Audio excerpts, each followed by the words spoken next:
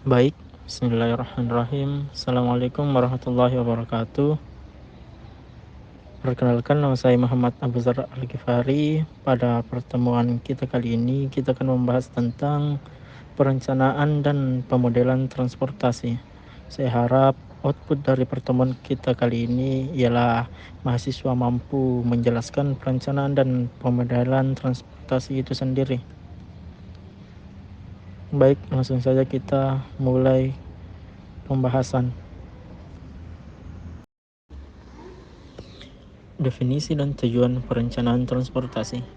Perencanaan transportasi adalah proses pengambilan keputusan yang bertujuan untuk mengembangkan sistem transportasi yang efisien dan efektif untuk memenuhi kebutuhan mobilitas masyarakat.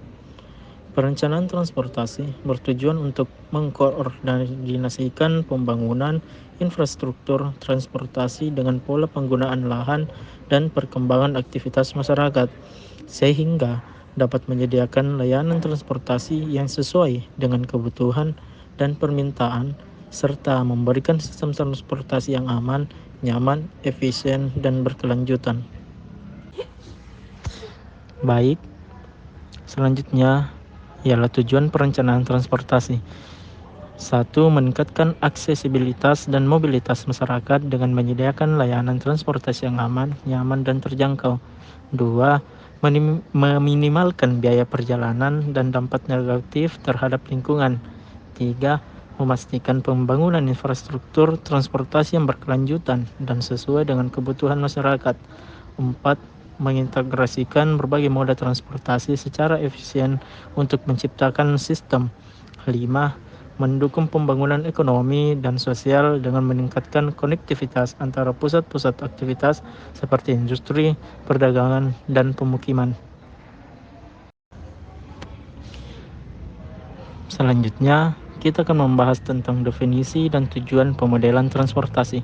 Pemodelan transportasi adalah proses pengembangan representasi matematis dari suatu sistem transportasi yang bertujuan untuk memahami perilaku sistem dan membuat prediksi tentang kinerja sistem di masa depan.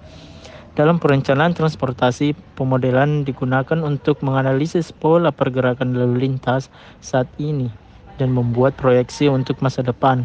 Beberapa model transportasi yang umumnya digunakan dalam perencanaan transportasi meliputi 1. Model bangkitan pergerakan atau trip generation model. Model ini digunakan untuk memperkirakan jumlah pergerakan yang dibangkitkan oleh suatu zona atau kawasan berdasarkan karakteristik sosial ekonomi seperti jumlah penduduk, jumlah rumah tangga, dan kepadatan penduduk. Hasil dari model ini berupa perkiraan jumlah perjalanan rata-rata per hari yang berasal dari suatu zona. 2. Model sebaran pergerakan atau trip distribution model. Model ini digunakan untuk menentukan distribusi pergerakan antar zona asal dan tujuan.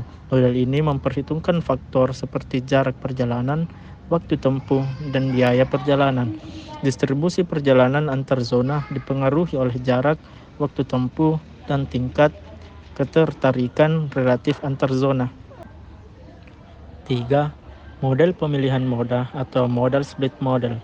Model ini memperkirakan pilihan penggunaan moda transportasi seperti mobil, motor, angkutan umum, dan lain-lain oleh pengguna untuk melakukan perjalanan antar zona berdasarkan karakteristik perjalanan dan sosiodemografi pelaku perjalanan. 4. Model pembebanan lalu lintas atau traffic assignment model. Model ini digunakan untuk memetakan pergerakan lalu lintas pada jaringan jalan dan memprediksi arus lalu lintas pada setiap ruas jalan. Model ini juga mengalokasikan perjalanan pada jaringan jalan berdasarkan rute terpendek atau rute pilihan. 5. Model antrian. Model ini digunakan untuk memodelkan antrian kendaraan pada persimpangan dan menghitung panjang antrian serta waktu tundaan. Model antrian lalu lintas yang umum digunakan antara lain model antrian first in, first out, dan model antrian FIFO, first in, first out. Pemodelan transportasi memungkinkan perencana untuk mengevaluasi alternatif kebijakan dan infrastruktur transportasi, seperti menganalisis dampak perubahan pola pergerakan dan penggunaan lahan terhadap sistem transportasi.